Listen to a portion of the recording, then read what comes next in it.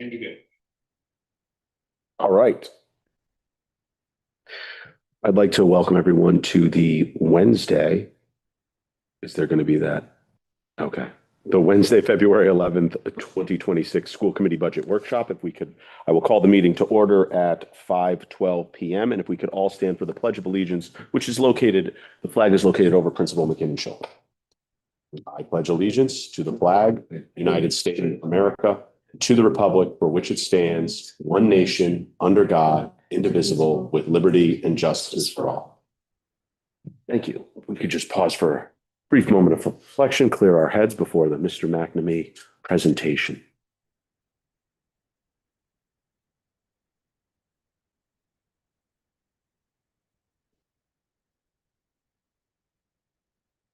Thank you all. And then finally, a brief statement by myself. We are here today to discuss the budget for the 26-27 school year. Ultimately, our goal is to not only to continue the educational outcomes and support that we've provided to this school, but also our fiscal responsibility to the stakeholders of the community of Little Compton. We've done an excellent job in doing so in years past when I've sat in this seat. And I look forward to Mr. McNamee's presentation on what we have to look forward to in the year to come. Over to you. This is all on the new acting superintendent. Great. Well, that's a quick pass. Slides. Or the budget workshop one. Budget work. Slideshow. Well, first of all, I want to thank everybody. Certainly an interesting time to come into the Little Compton community at budget time, but what better time to be acting superintendent. I want to thank the team that put the budget together, working with Mr. McNamee and Principal and everyone. The team has been really superb, getting to know each other. What has my few weeks here and days here, what stood out to me as we prepared this budget, not only the numbers, but kind of the story that goes behind the numbers is momentum. And we're building on excellence in the Little Compton school community and in our schools. So the next slide, please, Tom. It is sustaining momentum. And that just kept resonating with me when I was walking around the school, talking to the staff, talking to the students, and meeting some of the parents. And how do we sustain the momentum? As our chair said, protecting what works, refining what needs improvement, and accelerating the progress where possible. So our focus has to be on stability, progress, and continuous improvement. And talking to the staff and parents that I've met thus far, there's nothing but positive things about what happens here in Little Compton. Next slide. So when we look at that, Little Compton has a strong foundation. It always has. And we want to keep that momentum going. Having been in the state for a number of years, Little Compton has always been I've always looked at Little Compton as being a stable community that really values education. So what we want to do is celebrate where we are. And certainly celebrating where we are is talking about the dedicated and talented staff that we have and the supportive families and the community at large. Our student outcomes and the tradition of excellence is cornerstone of the work that's done here. You can see the academic growth, the student engagement. When I walk around the building and go into the classrooms, our students are so engaged with our teachers and with each other. It's really heartening to see. Fiscal responsibility and also community trust, which is really paramount as well. So momentum grows when we see progress. And again, looking at the test scores, that's one snapshot of where we are with our students, but it is a reflection, and that's oftentimes what we are measured by. I'm going to ask Jack to talk about the next few slides, Right. when we talk about the momentum and our performance. Jack. So when Rosemary, when we met Next slide, Tom. 2 weeks ago, one of the things that Rosemary, the word that she brought up, and she just touched on it, was sustaining the momentum. And to me, in this school, I think that's huge. This school has always been, my kids all went here, I went here. It's always been a good school. Okay. I truly believe the last few years, these teachers, these students have taken it to the next level with bringing in IB, with, moving us from 3-star to 5-star, our RICAS scores. And again, that's just a snapshot, one day, in the course of a student's life. But if you go to some of the things that we have going for us right now, bringing in PYP, we have 5 students who will be attending a Yale Youth Diplomacy in May. These are all parts of the picture that you put together, parts of the puzzle. As you know, I think we talked about this back in November. We earned 5 out of 5 stars with the Rhode Island Department of Education. That is based on achievement, but also, and equally as important, growth. So our students are moving their own needles and improving all the time. It's also based on school attendance, both student, teacher, among other things. So again, being recognized by RIDE is huge, going to 5-star. Next slide, please. Again, this is material that you've all seen before. I always like to see the green arrows. If you look at the numbers down below, increasing 8.2%, increasing 6.8%. In NGSA, that's only taken in 5th grade and in 8th grade, it went up 17.2 points. Our school attendance, dropped. I think it was under 10 a year ago. It dropped to 7.4. Those are all good signs. And to me, I've always said this: the sign of a good school is a smiling kid coming into school. Doesn't happen all the time, but I think that's probably, you get a happy students who want to learn. I think that's where we're at right now. Next slide, Tom. As you know, we are a MYP IB school. We are moving towards PYP. We're in the candidacy phase.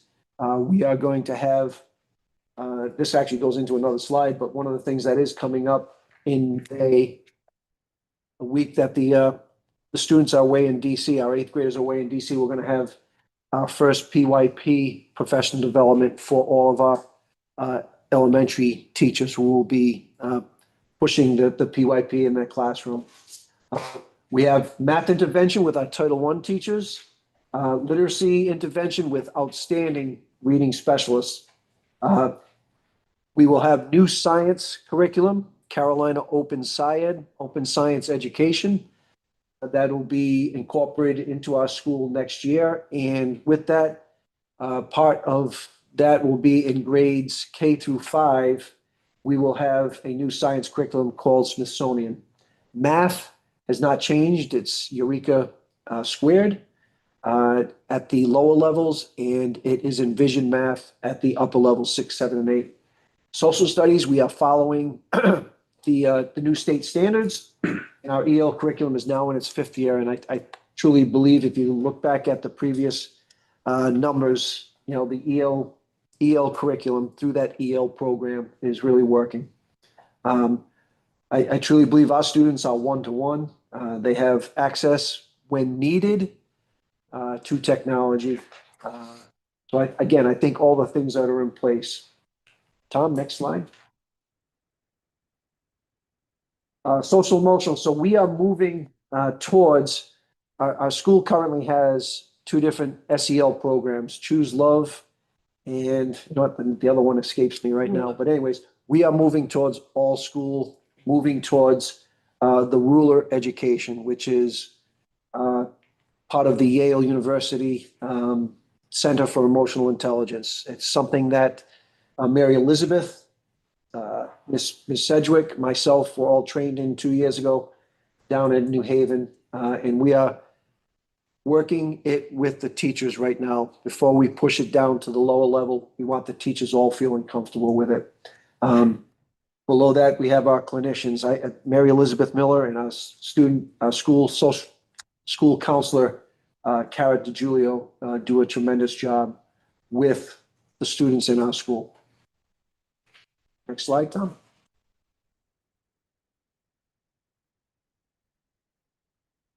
And again, we have some outstanding educators here. Our PD, just in the last month alone, we had science PD.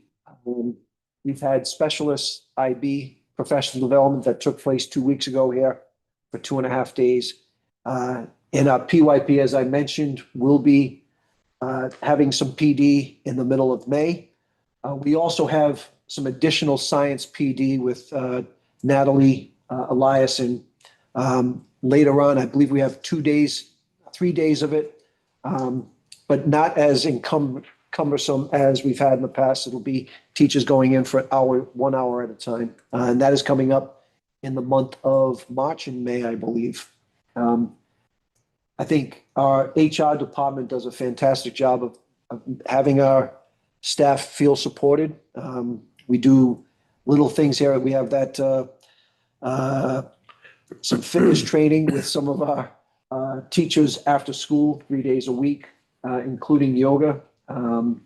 There's coffee on Thursdays, which the teachers truly appreciate those kinds of things that take place. Ms. Krieger, if you want to take over the responsibility. Yeah, thank you, Jack. Again, it just as I spent some days here, I'm just struck with, that whole piece of the momentum and the academic and social support around that. So with that, obviously, comes fiscal stewardship and long-term stability. Developing responsible budgeting that aligns to the strategic plan is key. We have to have a multi-year mindset. What's going to happen next year and the year after, being forward-thinking there and being transparent about our communication. We can, I tend to over-communicate, but I don't know if you really can ever over-communicate. Communication is important, especially around dollars and cents when we're spending the taxpayers' money. There are budget pressures, there always are. We need to look at enrollment trends that are out there. We need to look at staffing needs. We need to look at infrastructure needs. All of these are critical when we build a budget and manage a budget throughout the year. We talk about return on investment. Jack just demonstrated through our test scores, we have that academic return on investment with our test scores and how you see our students interact with each other and with our students. It's phenomenal. So strategic investments that improve student outcomes. So now we get down to the number part. And of course, we have probably the best business manager in the state in this community who works both sides of the coin here, the town and the school side. So he's going to talk about the numbers. Jack, just can I ask you one question? And I missed it. It's my fault. Under the achievement data that you spoke of, that is over the time period of what, please? What time period is that? Last year's. Yeah, you're over. That was last year's RICAS. Is that stuff you're looking at? Yes. The achievement data. That was last year's 2025 RICAS and NGSA scores. Thank you. We should have noted that. That's a good point, Mike. We'll So they'll take it again. They're taking it again this spring. That's just That's the most recent a data. month and a half. Yep. Beautiful. So from a 30,000-foot view, as you know, we need to balance the budget. School committee can't submit a budget that isn't balanced. In this case, we were short about 50,000, to which we were anticipating a transfer from capital to fund that 50. We do have sufficient funds in capital, especially even spending the money on the HVAC. We'll have sufficient funds to kind of fund that 50 at this point, as opposed to looking at we're at a point where the budget is pretty tight, so we're not in a position where we could look at cutting the 50,000. And there are a couple of other issues that we'll talk about as we go through the budget, but the budget basically has no increases in full-time equivalents. We have the same staffing that we had last year. It does include all the contracts, especially the teacher's contract. Last year, if you recall, we had a placeholder because we didn't complete the contract, but we were able to put that placeholder held pretty well in terms of what we were anticipating the first year of the contract to be. We're in, I think, the third year on the non-certified contract. So all the salaries are in there based on the collective bargaining agreements. And of course, other administrative personnel have contracts in place as well, too. So if we look at, Yeah, you have two packets with you too, in your, Yeah, you have the PowerPoint packet and then the actual, the full budget document. So So this- we'll be toddling back and forth. so, yeah, we're going to stay with this, and then I'll refer to the pages where you can look at for enrollment. Obviously, you can look at these at your leisure. But looking at enrollment for 26, we're looking to be pretty consistent K through 8. Again, this does include tuition paying students.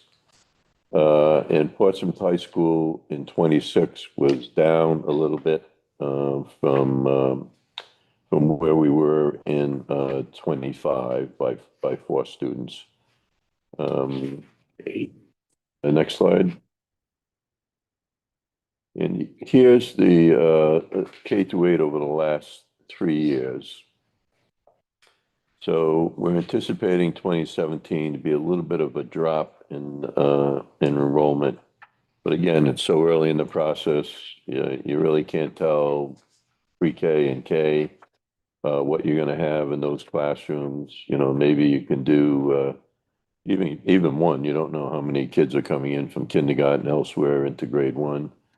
But we, probably grade 2 through 8 were probably pretty good in terms of where they're, ongoing into the school at this point in time. So, it down a few students, but not something that's going to dramatically impact the budget and from the standpoint of dollars and cents.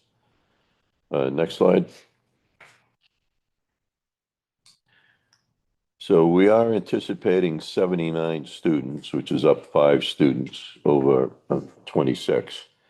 We had, if you look at FY 26, grade 12, grade 12, we had 12 students. So we have 12 students going out in 27, and we have 18 students. We've got a delta of 6 students coming in. So that's gonna impact what we're looking at from Portsmouth High School tuition number. So our budget is going to be based on the 79 students that we're going to anticipate for Portsmouth High School. Normally, we would see a reduction of maybe 1 or 2 during the year, but we do budget. And sometimes you'll see a student that might go into a CTE program, let's say at Newport Career and Tech, but you're still paying 15.5 or 16 for that student. So it's not much different than paying the 16,995, which I guess is the number for this year for Portsmouth High School tuition. Next slide. This was a positive for this year. This is the first year in probably 5 years that we're seeing an increase in state aid.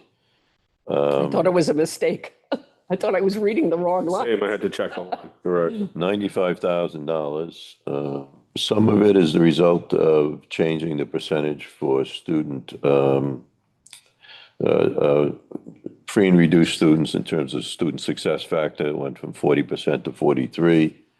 And I'm going to compare where we were last year in terms of how they derived that formula to see if there's any other changes in terms of, because some of it's depending on property values, and also it looks at the average income for the district as well too. But it's $95,000 of income that we really didn't anticipate. Now, when you look at $416,000, it's not a big number when you're looking at state aid because the bulk of our money is coming in from the town.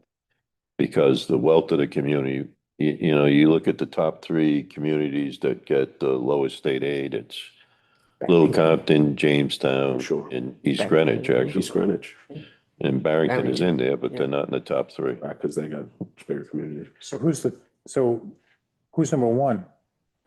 Yeah, out of those top So three. Jamestown's number one. They get the least. I think Jamestown is, Jamestown, I yeah. think, too. Yeah. Jamestown gets the least amount? Yeah, but it's like, you know, it's also based on enrollment as well, too, so, Right. you know. And And John, is that locked in or could this number change? Because I remember in years past, we had a number and then people that went and advocated, I mean, this is the governor's recommended budget. So if the governor, once they do pass it, if they make some sort of adjustment, generally, it might be a little bit of a reduction or an increase, but I wouldn't look at a substantial change. There may be districts that they're trying to kind of Equalize. adjust, and so they may make some changes, but I'm not anticipating a significant change in the state aid.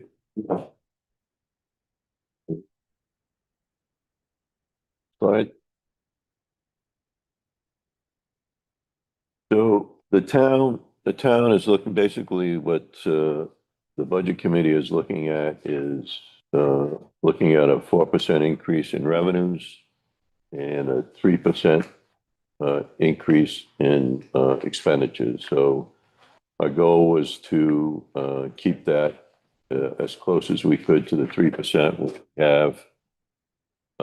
And that's one of the reasons why we're using some of the monies from capital to kind of fund that, because we're going to try to keep that at 3%.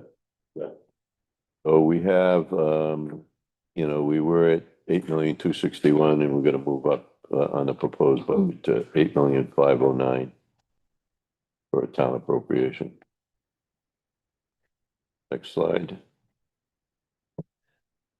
And our expenditures are going up about 4.19%, going from 8.863 to 9,235,000. And we'll go through some of the bigger ones. I mean, we got out of district tuitions that have gone up. We obviously have salary increases, teachers and non-certified. You know, the teacher contract, I believe, called for an average of about 3% increase. So that's certainly the lion's share. And when you have increases in payroll, you obviously have corresponding increases in fringe benefits for pension and payroll taxes along the line. So that's really between the out of district tuition, salaries, and fringe benefits. That really makes up the bulk of the increases. Of course, transportation, not as big as in other districts, but for the contract that was bid out, and that's a 5% increase in transportation. Next slide. So salaries and wages, again, overall increase is 3.21%. Collective bargaining certified, roughly around 3%. Support, non-certified, percent increases. No changes in full-time equivalents, so it's keeping personnel numbers the same. We do have some breakage, 3 teachers retiring this year. Those positions I put in the budget at a first step with a master's. They're all at the elementary level, so we should be in a good position to be able to recruit some new teachers. One of the things we did do on the teachers' contract is we looked at that starting salaries for teachers and we bumped that number up, and then anticipating that if we did go to the market, we'd be more than competitive to get in some of the better teachers, first-year teachers. So I think that's going to work out well for us this year. Next slide. Fringe benefits overall increase is 3.38%. The health and dental health is a 10% increase. We had talked to Rhode Island Interlocal Trust, which provides us with our health insurance. We're kind of in a hybrid self-insured plan. We met with the trust, both the town administrator, myself, They're looking at 8 to 10%. Dental, they were looking at 3 to 5%. The town was going to be using 10 and 5%. So we kind of followed those amounts as well too. So if you recall, last year was 12%. I was gonna say, So we went in at 6% and we had to add another 6%. do we anticipate that being, so you said you used the town's numbers and you said what the, We use What the you're- hindsight, right? yeah, what you're hearing, could it be higher than this 10% again? They didn't think A so. little lull in the We're action? trying to be conservative. We met with them back in January. Okay, So we'll wind up getting the final numbers probably in March, maybe early April. So clearly would have them before the FTM, but at that point in time, you've got to advertise and everything else. of course, of course. So we wanted to be somewhat conservative and certainly wanted to meet what the town is using for their increases. Yeah, Travis, Go ahead. one question. So you say that we go to, you said a hybrid model through the trust with the insurance.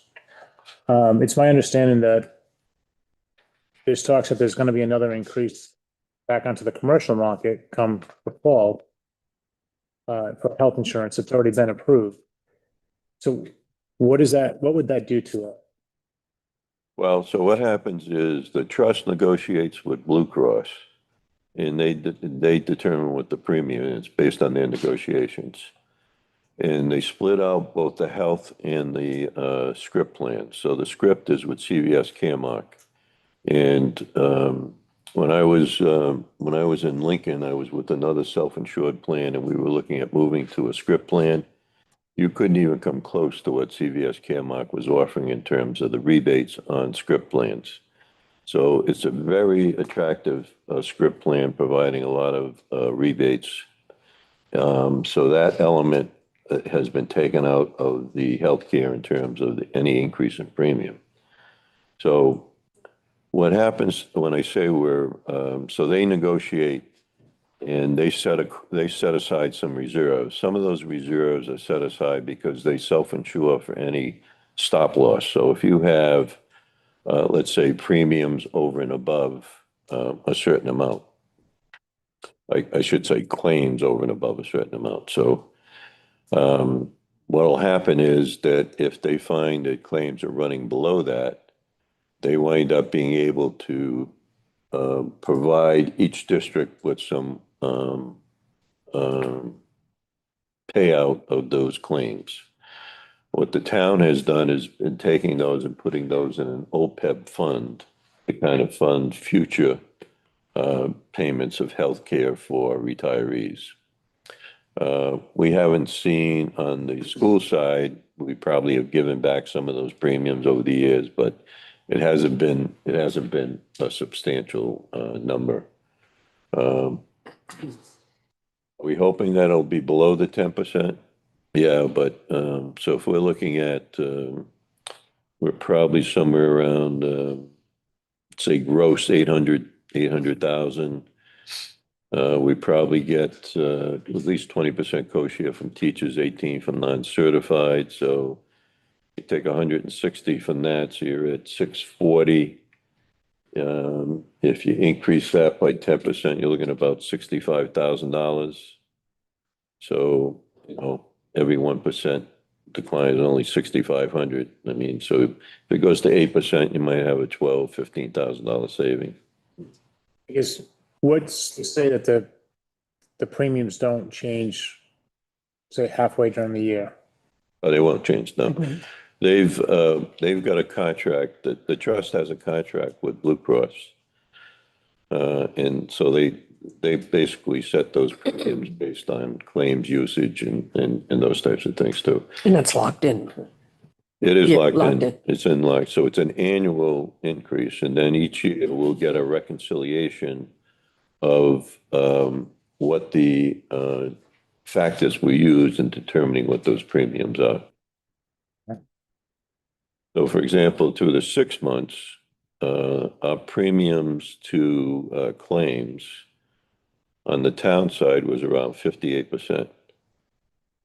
on the school side, it was 112%. But, you know, you have one or two claims in there for, let's say, cancer or whatever, those things just kind of go out. But the good part about that is that being in an organization like the trust, you kind of smooth out some of those increases, so you're not seeing the big impact on that, Hmm. especially because we're a fairly small member of the, you know, of the group. We do get the benefit of having that pooling that smooths out any of the larger claims. Okay. The teacher's pension is going to go down from 15.1 to 14.75, so we'll see a little bit of a decrease there, but obviously it'll increase as a result of salaries going up as well. So, and like I said, the other items that are based on wages, like payroll taxes, will go up proportionately based on increases in salaries and wages. Next slide. So here's the out-of-district tuition, which is, again, the big number for us. You know, we're looking at $1,365,000 for our overall Portsmouth High School tuition. Our career and technical, we have basically the Met, and we have Newport Career and Tech that we have students at. So that cost is estimated to be about $70,000 in the FY27 year. And we have out-of-district placement for student services, and that cost has been going up. We're looking at, based on our projections, $190,000 for next year. So, It's based on how many, speak to how many students in the first two, but yeah, that's confidential. You can't really disclose those students, special ed. Small I number, don't. small number. Yeah. So I think the out-of-district placements are typically costly. Yeah, it's, you know, and it certainly depends on student needs kind of thing. So, You just wondered if it was like, is that 5 students? Is that 3 students? Is that 10 I'd students? say it's definitely less than 5. so that, Yeah, that's, I'm just guessing it's probably like gotta be less than 5. If it's 5, it'd be like close to 4. so transportation, this is a second year of our contract, 5% that's built into the contract, no change in number of buses used. Need to use bus monitors on PK to 8 runs. And in this number on the budget, it includes our extra curricular transportation, well, in that line item.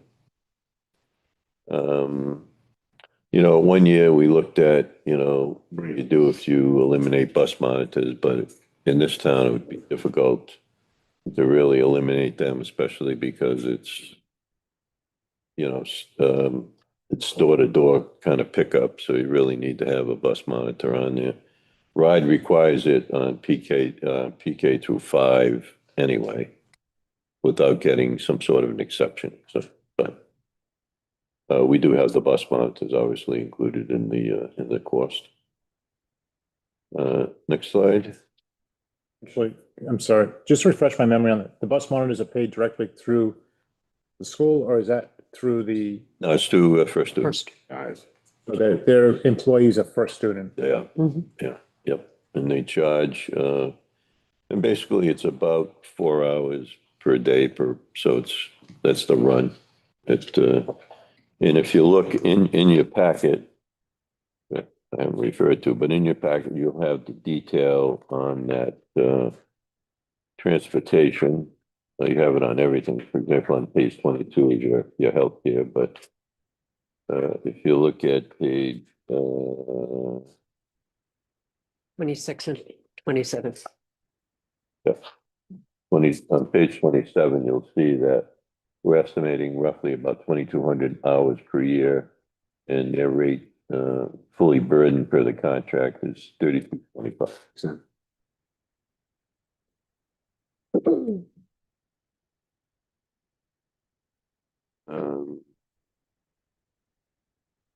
So the curriculum supplies and expense, Those have stayed fairly consistent. The supplies number, some of that is increasing a little bit because of the new science program that's coming in. So we're seeing a little bit of an increase as a result of that. So these are not, as you would think, paper, pencils. These are going to be certain educational supplies, and some of them are a result of, for example, the science kits and things like that Consumables.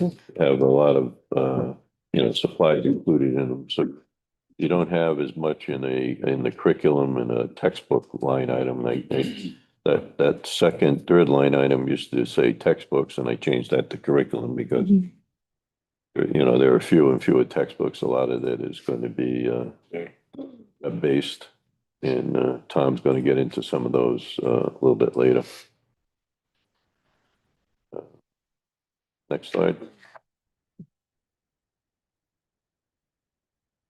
So, capital, and I'll let Tom kind of go through this item.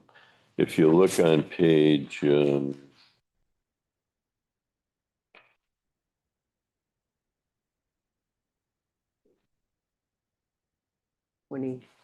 28, 29. Turn a brain and pull right to it. yes, so page 28 and 29 will give you a summary of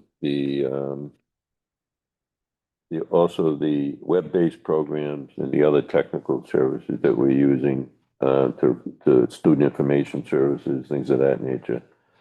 So you've got that detail there. You've got about $85,000 in the top two, which are the web-based and the other technical services. And then on the next page, it's going to be the first line item is just computer supplies. But the equipment, and these are some things that we kind of control as to whether we can kind of include or be able to push these off for another year. But Tom, if you want to just briefly go through the equipment and the technology related and the software, that would be great. Sure. Starting with the equipment, the FIDO 2FA keys are for multi-factor authentication. It's trying to get everything basically safer, so it's locked down. Battery backup, life cycle replacement. Those are batteries for UPS systems, which keep the systems, basically the data systems and other things up when we have power hits.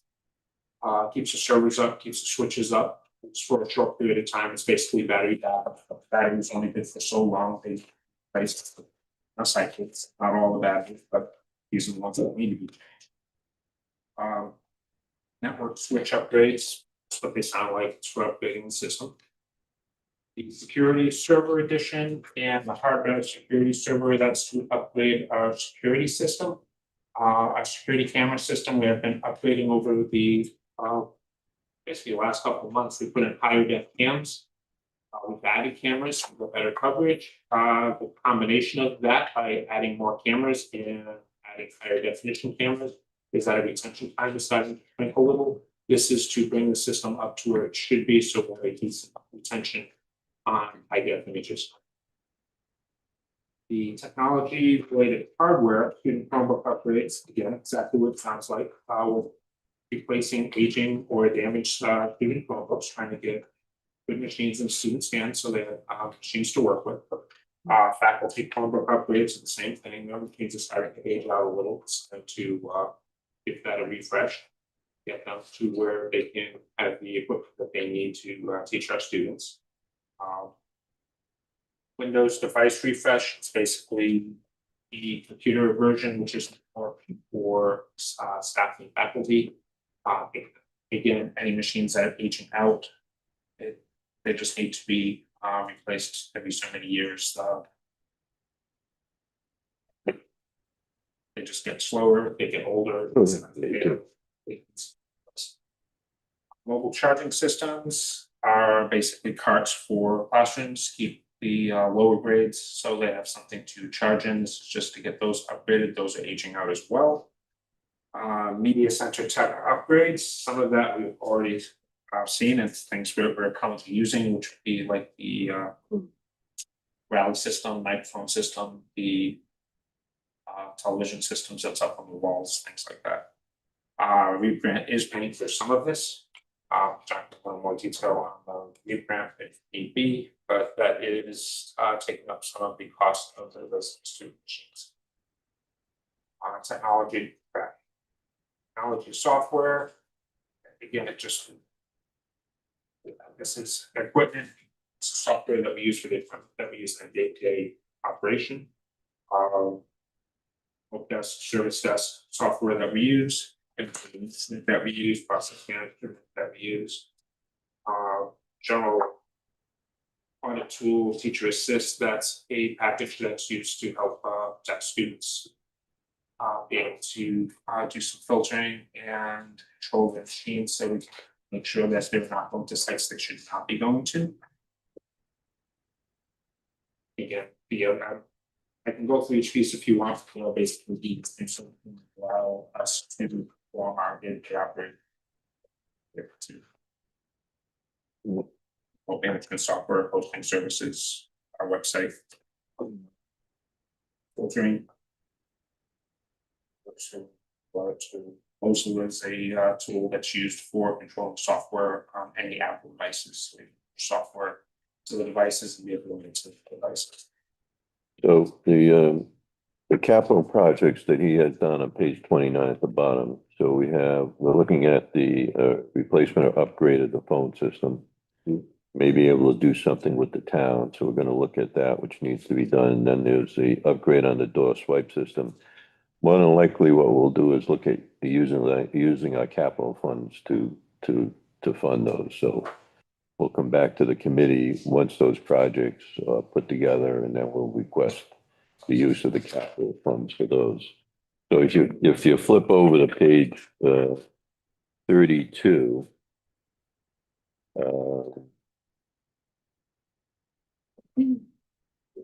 booklet, you can see under the FY27 budget, I've got the 50,000, that last line, and 50,000 would be utilized in the transferred really back to the current unrestricted funds. So that'll leave us after our expenditures in 27 of 250,000 for HVAC. And again, we can look at that. We can maybe look at deferring that if we needed to. That's going to leave us with about $217,000 of accumulated surplus in that fund at the end of 27. So we've got enough certainly in place that we can utilize at least the 50,000 at this point in time. There's one other area that we've been looking at, and in the past, the town has a pension plan, and that pension plan, they fund the school employees. So they have that on their books. So if you look at the town's budget, they have the town appropriation, but then they also have an expense for pension. What I'm proposing is that we take that amount back and fund at least 50% of that out of the capital, and then increase the request from the town just slightly above the 3% to cover the other 50%. So that gets that expense on the town's book, on the school's books. I think what we're looking at in the event that down the road we may do something, whether we go to a charter or whatever, I think it's good to show the actual expenses that belong to the school on the school's books. Mm-hmm. Agreed. So that's something that if we go forward, I think when we meet again, that would be a proposal that I'd like to make. One of the good things is that I just got the actuary's report just before I came over, and last year the pension expense was, including the schools, was 524,000. It's down to 389 389,000. So there's a reduction, good reduction in there. I had in the town budgeted 550. I thought it would be going up. So I've got a little bit of a play on the town budget, which is going to help us out on the town side and also on the school side, because it's going to really reduce the amount that's allocated out of that current expense to the schools. So more to follow on that particular number. Just to ask a question on in all fairness to you, Tom, you weren't here last year, so you may not know this answer, but when I look at the computer purchases, it says 44 and 38. 44, I'm sorry, 110, or is it 100? 110 at $400. Right, so we just upgraded computers, so we not upgrade everything, because I know we have new computers here. So why are we putting in, Computers were bought in 24. what's that, please? The computers were bought in 24. These computers? The 110 student machines. Well, the 110 is basically to bring half of the grades up. When I was hired, I was told we were on a 2-year cycle. We wanted to replace these student machines every 2 years. All of the student machines we have were purchased in 24 or earlier. So I'm trying to get us back onto a 2-year cycle. And this would replace the odd grades, which would then become even grades next year, and then next year replace the odd grades again. And then roll the 8th grade machines back down to pre-K, also become loaners and classroom spares. That seems There's right. like a lot of computers being bought every 2 years. Hey man, it's Moore's laws If you want to racing right now. we could be on a longer cycle. It's just. Yeah, but even Seven. RAM and hard drives, I mean, the technology is moving way faster than 24 months now. Yes, there's a couple things.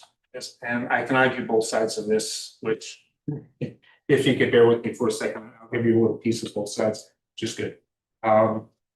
One is actually exactly what you're saying. Technology, by the time you buy it, is already technically obsolete. So it changes at a lightning pace. If you want to stay on the curve, you're constantly buying. On the other hand, the Chromebooks are good for X number of years. The operating systems will continue to upgrade for a set number of years before they become technically obsolete and cannot upgrade anymore. At that point, they should not be used, not necessarily because of system degradation, but also because you cannot apply security patches or anything else after it hits that point. Going back to a reason why you should also be changing, even if the machines are still good, there's wear and tear on the machines. The batteries only go so many charge cycles. The more they're used, the more they charge, discharge, the battery life will start to shrink. It'll go from lasting a day or two to lasting half a day. In extreme cases, it might be down to less than a couple hours, given enough time. The opening and closing of the lids does slow and flex the cables on the inside. We have seen some failures with cameras and some failures on screens due to cables breaking. Again, that's on the much older machines, but it does happen. So there is a cumulative wear and tear, even if the machine is maintained well, just from the act of using it, it does put some stress on the machines. If we want to stay in a 2-year cycle, we're going to need about 100 plus machines a year to stay in a 2-year cycle, because we have 200 and about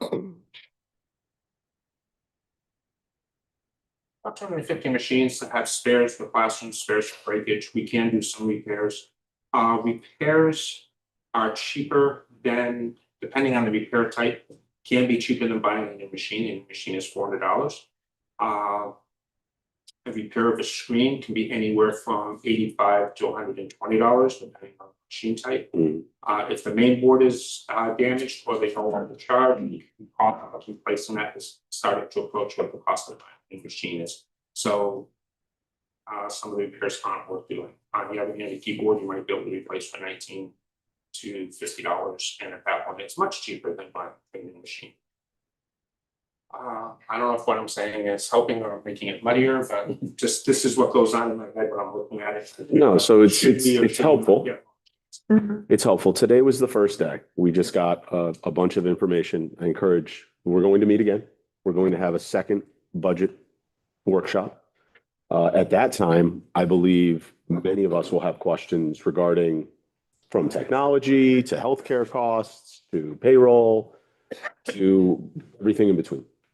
So, you know, in an effort to, this isn't a Q&A, this is the workshop. We have a regular meeting scheduled right afterwards. So just from a timing standpoint, so we have the second workshop on February 25th, and then immediately following, we have a vote to approve the budget, whether it's adjusted or not. We can obviously adjust it at that point, so. Correct, and that goes before the council. To the town that, and what's going to happen is that then goes to the budget committee and they start their process Correct. on that, so. And they need that by when? Because I know we've always tried to get it done before. Either it's March 1st. Yeah, okay. I was gonna say, end of The February. 25th backs us up And what is that a Wednesday? Yes. Wednesday. Yep. That is not our typical meeting time. Is that a conflict for anyone on the committee? I mean, we can switch it to any other time, that next week's vacation, but we can switch it to any other time that week. I mean, it's, but It's the week after vacation. What you're saying. Exactly. week after, right? Send out an invite, don't worry. But, okay. Unless you want a letter. No. All right, John, thank you. Rosemary, thank you. Thank you. McKinnon, thank you. It's just a few closing slides that you can read, you know, to try to pull it all together. As I said, we're Thank you. district's in a strong position and we want to sustain the momentum. Correct. I mean, I think you all drove home the point that I kind of touched on in the opening statement. We want to continue the momentum of protecting the educational outcomes, always improving. Principal McKinnon and myself have talked about this continually. And then also our fiscal responsibility to the stakeholders of the community of Little Compton. So I thought you put this nice together to, you know, John being at the finance level at the town. I think it's helpful to have your eyes there and here. Ed Michael. Thank you. I'll make this, I have not been able to go through this whole thing completely, but your numbers are being based on a certain revenue being brought in from tuition. And are you counting that as the current numbers that we're at right now? It's based on a total of 54, so it's a little bit higher. So the revenue is 280,000 that we're looking at for tuition revenue. First, I think our budget last year was 257, if I'm not mistaken. So we're looking at an Total students, right, not, so he's asking how many tuition students is it based? 54. 54, okay. 54 up from 41. I've got a schedule in there on that. Yeah, he does have a schedule in here. Currently we're at 38. Page 15. Page 15 in this document. I believe that that's what I saw, correct? Yep. So we have Mariah 7, he has numbers together in terms of the Tuition by 7, it goes up to 54, okay. You see that on 15, Mike? No, not yet. It said on page 50. Page 15, Page 15 in the big document. got it broken down. All right. It's up from 47, this year it's 47, we're projecting next year 54 47 was the budget, was the budget. Yep. Yep, For FY 26. 6. 26 was based on 47 students. And actual was, Another slide in there, that I think it says 38, No. No, it's higher. 41. 42. thought it was, It's 41 or 42, I 42. think. Yeah.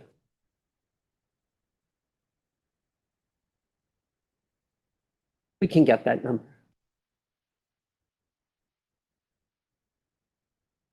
We can get the actual. 38, I mean.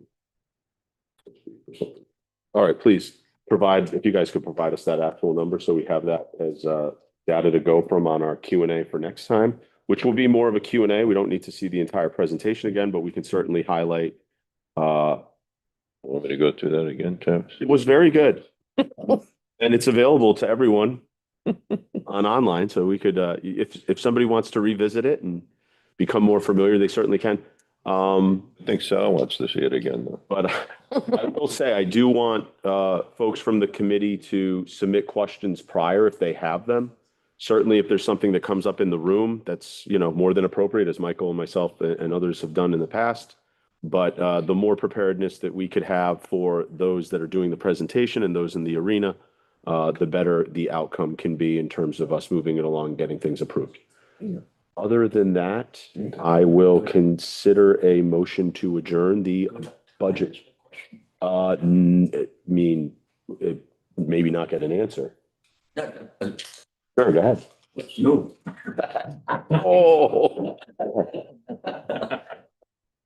Oh.